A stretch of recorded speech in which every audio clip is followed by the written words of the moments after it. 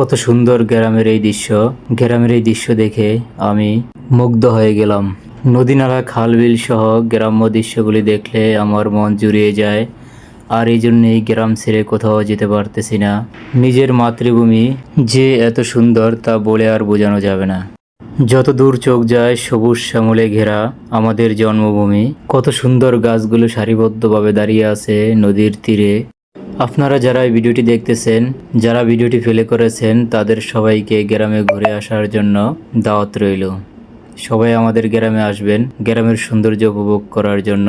ভোলা বরিশালের গ্রামের দৃশ্যগুলো দেখলে আপনারা অবশ্যই গ্রামের প্রেমে পড়ে যাবেন। ভিডিওটি যদি ভালো লাগে তাহলে অবশ্যই শেয়ার করবেন।